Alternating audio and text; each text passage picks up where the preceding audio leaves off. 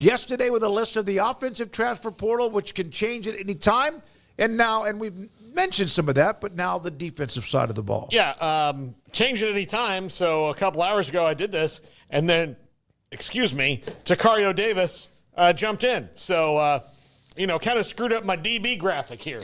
Yeah, that's going to happen. And as we just ran down, some quarterbacks have made some decisions as well. So, yeah, it's never a perfect time to talk transfer portal when it's wide open and people are just running in and out of it. But Arizona, boy, oh boy, you talk about an offseason where it's just you're not feeling like UCF fans and West Virginia fans are right now, where they're all pumped up about, hey, like this brand new, even though it's another similar era to what they've had before, but they've got that fun offseason mojo going on. Arizona's in the, like, when will this nightmare end portion of their 2024 into 2025 season now. The only good news they've gotten is Noah Fafita's dad saying he loves it in Tucson. And honestly, if you want to really parse through those words, like, doesn't mean that he's 100% back, but it's like 99%. But he could love it. He could love it in Columbia, Missouri, or Miami, Florida, or something else too, if the right people call. So, let's dive into this. Let's start with the defensive line. Here are the best guys available. This is according to 24/7 Sports. Williams Nwaneri from Mizzou, 6'7", 255.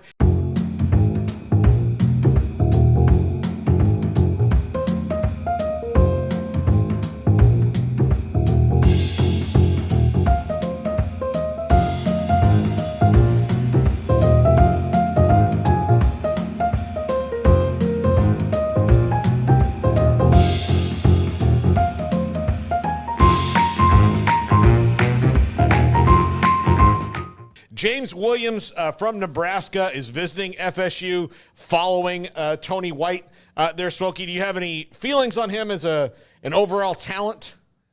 He was a walk-on. I think that's number 90. And he was a walk-on and made some plays for them. Pretty interesting story that a walk-on who makes productive plays, he kind of slowed down, maybe ran out of gas or whatever, obviously on a very productive defense. But I think he was a walk-on at Nebraska and then started to play. Really nice story, but tall, rangy guy. To that end, someone I will throw in here, a former five-star recruit who is now on his third school, will be Marvin Jones Jr., who has left FSU. I thought you were talking about the next guy. No. That'll lead into that. Marvin Jones Jr. had 4 sacks for the Seminoles this year. He never really broke the rotation at Georgia. He's leaving the legacy program, probably because Tony White is going to run the 3-3-5, and that's not the defense that Marvin Jones probably needs to be in. And, there's a house cleaning going on there, and I don't think anybody's going to be missed at all. I would love to see him finish his career there just because his dad was a legend at FSU. But he's another one who jumped in after I did this graphic. Bear Alexander on his third school. Dude loves getting recruited. He loves getting recruited. He doesn't particularly love producing. And everybody, loves his ability, but at some point you just got to say, like, come on, man, just stick it out somewhere. Yeah, I mean, you didn't pan out at USC. You didn't pan out at Georgia. That's fine. Didn't pan out at USC. Okay, but when you don't pan out at both those places, you got to raise an eyebrow, right? I mean, he was in the rotation at USC and playing okay. Yeah, but you gotta keep playing. Yeah, you know. I mean, in terms of sitting somewhere and establishing yourself and making a career out of it, yeah, the bouncing around just makes you raise your eyebrow and not quite having fully lived up to his potential. And Guy has some embarrassing moments along the way. But, yeah, I mean, he's obviously still a big-time athlete with great size and all the other skills that made him the big-time prospect that he was. So somebody out there and multiple people out there will be interested to get whatever drops they can squeeze out of him talent-wise. But I think he is one of those players that you see now and you just roll your eyes. You're like, oh, okay, yeah, all right, yeah, Barrett. It's like Cam Rising. You know what I mean? You're just like, all right, dude, cool, whatever. Like, let's move on. But, yeah, I'm interested to see where he goes, but I'm just interested in seeing where he goes, not so much how he plays. Give me the snooze button on that one. Yeah. Even if he ends up with a school that – hey, by the way, Williams was a preferred walk-on out of JUCO, out of Iowa.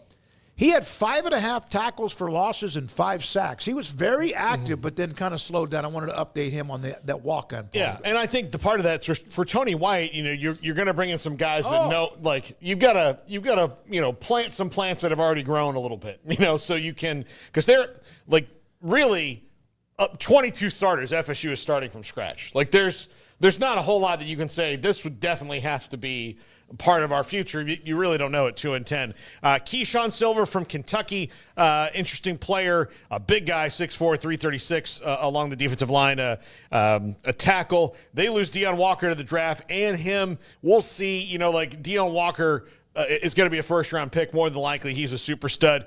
Cameron Olds, really interesting name out of Kent State. That 6'4", 245, had a lot of sacks. He's on the way up. Will Helt from Purdue, 6'6", 265, visiting Texas A&M. I wonder if Nick Scorton called him up and said, listen, buddy, I'm leaving. Why don't you come down here and take my spot?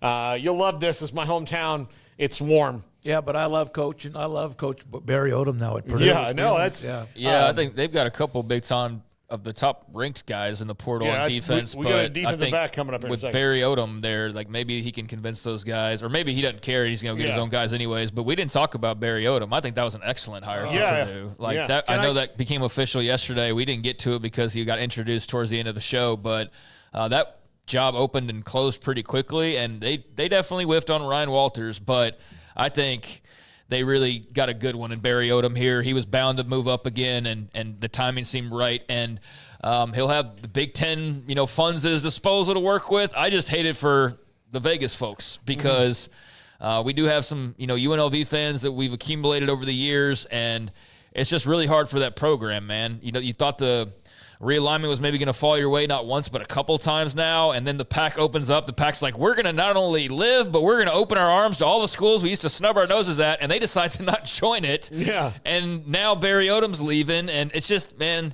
they had a great year, though. They've had a great year. That's awesome, but it just sucks that it's going to turn the corner again because now you're going to have to go get a brand new coach. I have to admit something on a story about Barry Odom. So he was at UNLV, and initially it looked like he was going to fight off going anywhere. Mm-hmm. So I had sent their SID a text about having him join the show because it looked like he was going to stay at UNLV. We've had him on twice this year.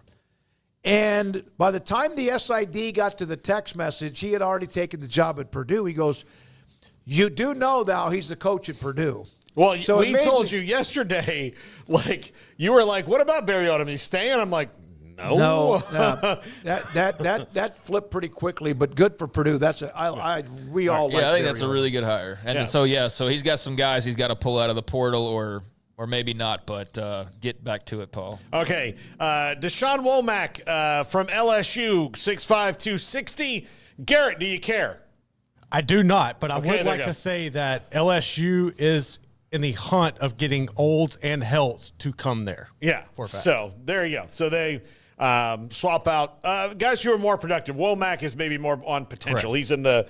He's in the Bear Alexander group. All right, let's jump into some defensive backs. Julian Humphrey, 10-game starter for Georgia this past year, is out there in the portal. Not sure what prompted that, but started 10 games, missed 2 because of injury, and decided he was going to go in the portal before the SEC title game. So these things happen, but I wouldn't call him a star by any stretch of the imagination, but he's a good player, an effective player, and a 10-game starter for the SEC champs. So not someone that you would sneeze at. Does he wind up at a school on the level of Georgia, or does he wind up at like a Vanderbilt, or you'll see where I have him transfer portal fitted to LSU actually in one of the top 5s, because I think he's the kind of veteran that can help them out while not being the Patrick Peterson or Honey Badger level star that they're used to, but they just need some consistency there. So I think Julian Humphrey can give them that.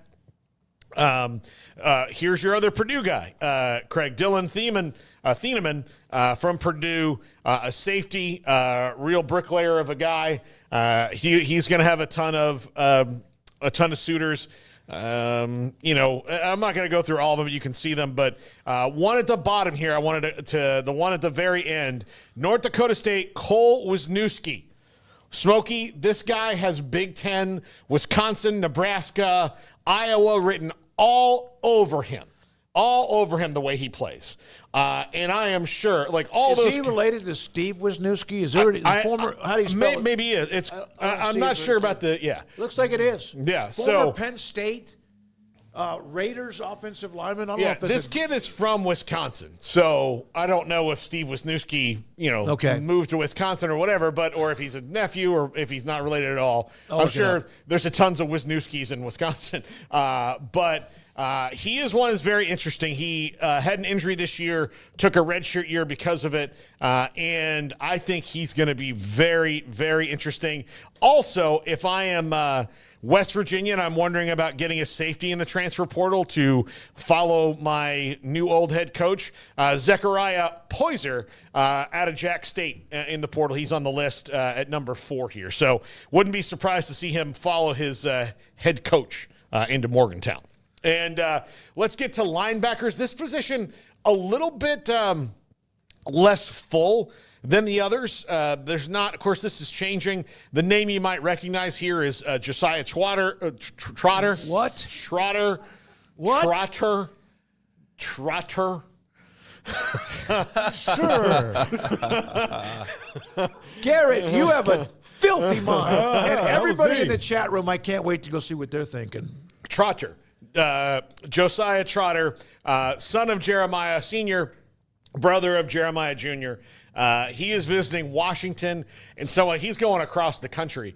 Really not what I thought was kind of in the cards for him. He's an interesting one. Sione Hala from Boston College is a guy who I watched a couple times this year make a ton of tackles, and one that's already committed, Bengali Kamara, on his way to Kansas to play for Lance Leipold out of South Carolina. But the top-ranked one, Amari Campbell from North Carolina, this is not a position where you're going to find a lot because defenses have changed in the sense that linebackers aren't really the same anymore. But this is probably, of the premier positions, the ones that you look at, linebacker's the hardest one to find nowadays. Yeah, Campbell entered the transfer portal a couple days ago, so I don't know. The Bill Belichick stuff was pretty out there at that point, so I don't know if that means that he wasn't interested either way or if Belichick can possibly pry him back. And maybe Belichick won't want to. Maybe he'll see, like, I know you entered the portal, go ahead and that's another spot for me to fill up. But, yeah, he's the highest-rated guy at this point, and got to keep in mind as well,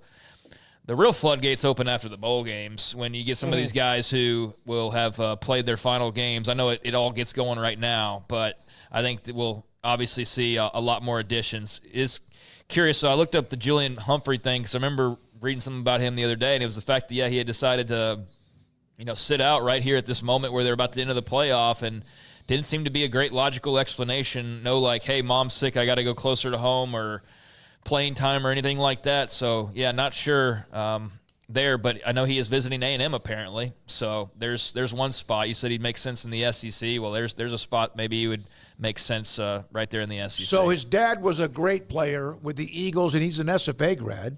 You're talking about Trotter, right? No, I was talking about Julian Humphrey. Oh, okay. I'm sorry, Craig. I thought you were talking about Humphrey. I mean, Trotter. Trotter's dad. No, I was talking about Twatter.